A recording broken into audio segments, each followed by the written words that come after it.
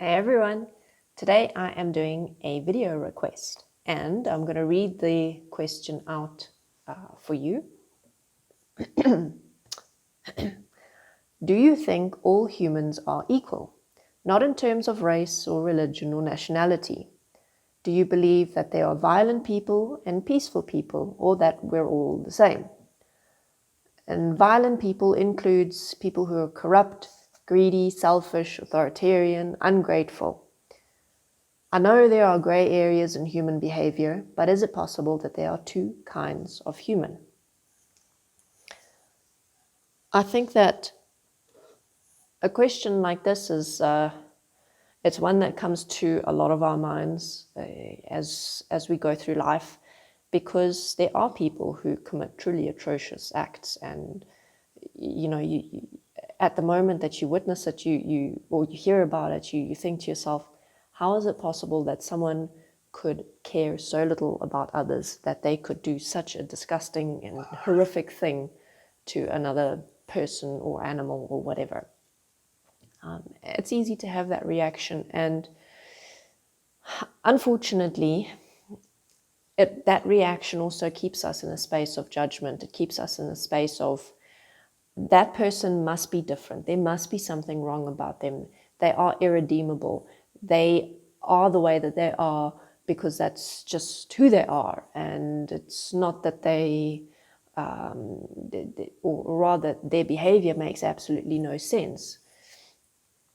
So taking that position and staying in that reaction, staying in that place of judging someone, even if they commit the most atrocious acts, it doesn't help us get to a point of understanding how people get to that place.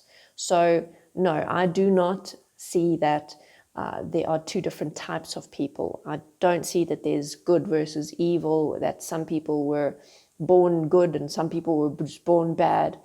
I think that there are social, familial, environmental, sometimes genetic factors that play roles in shaping someone. And it's not necessarily that we have no choice in choosing who we're going to be. But when we're born into a particular life and all we know is what we know, then the space for being anything different to that is quite small. And some people can manage that. Some people can be completely different in spite of their upbringing and in spite of the people who are around them and how much they were nurtured to be otherwise. And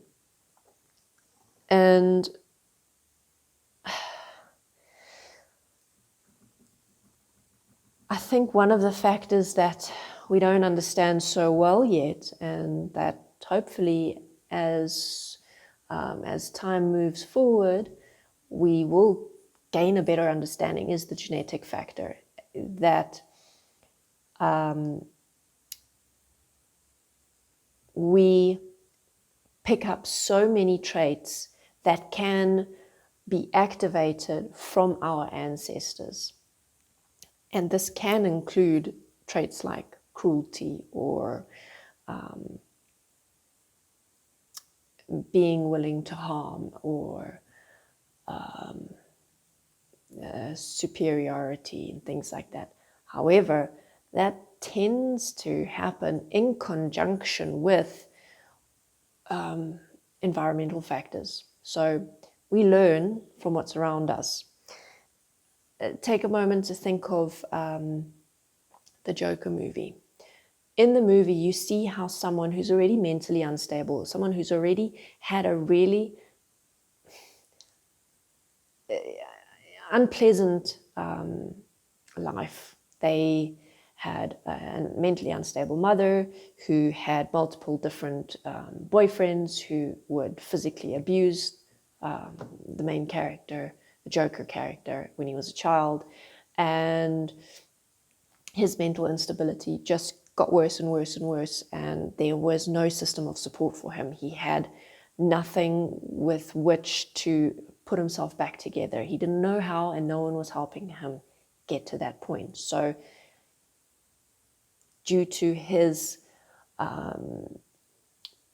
consistent participation in particular thought patterns, like no one cares about me, no one's going to help me, people are only this way, people are only that way, and whatever other thought patterns he would have had, he became who we all now know as the Joker. When you watch a movie like that, and you can see how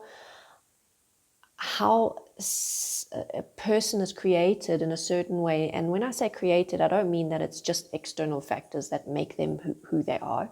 It's a combination of who I am within the life that I'm born into. Basically, what choices do I make with what I have? And it's kind of a difficult point, because on the one hand, we are entirely responsible, but on the other hand, we're also completely innocent. We're completely innocent of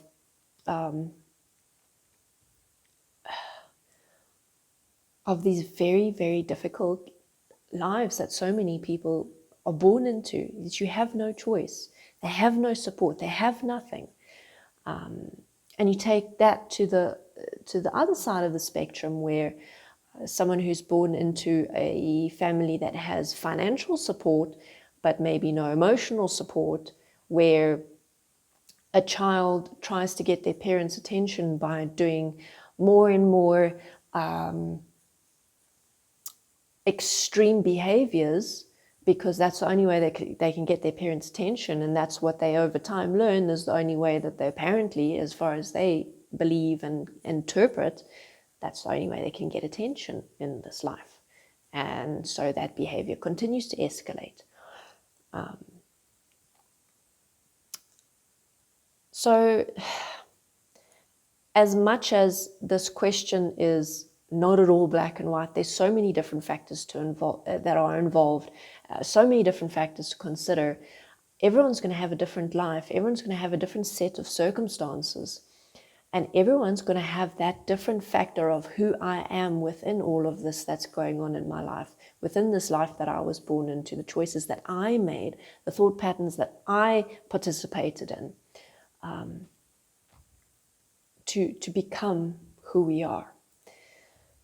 And like I said in the beginning, the more we are able to take a step back and instead of judging and reacting to the extreme behaviors that people are exhibiting all over the world, take a moment to say, okay, how does someone get to that place? What kind of thought patterns lead to that behavior? What kind of belief system? And I don't mean like religious belief system, I mean internal belief system, the belief of self, the definition of self, the belief of who I am,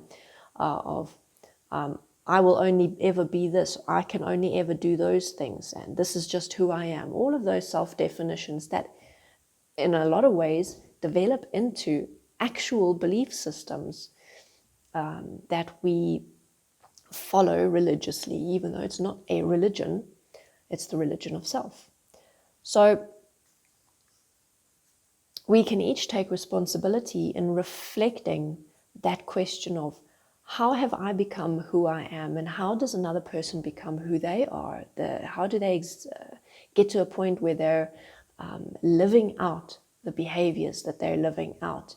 And where in my life and in myself might I be able to essentially relate to that behavior, maybe not at that extreme degree or level, but maybe I have lesser degrees of similar traits, like greed, for example. I can be greedy. I can be totally greedy with chocolate. I don't like sharing my chocolate. Okay, that's one example. And it allows us to take more responsibility in our role in creation of this whole world, this whole system that we're each living in, because we're each a part of the whole. And to think that it's only some people who have made life bad on earth and not me, it's never me, that's a fallacy. We're each responsible. And the more that we can understand ourselves, the more that we can take responsibility for ourselves and all of these lesser and greater extents of these unpleasant traits that we all share, the more we can move forward to actually changing them, to understanding them, and to being different, building a different future together, and supporting those people who have not had any support up until now. And it doesn't mean that everyone is necessarily going to be able to change, because that element of change comes from ourselves.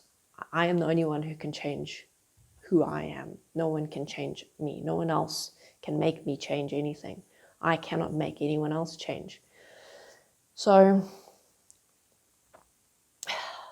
I'm sorry I couldn't give a simple answer.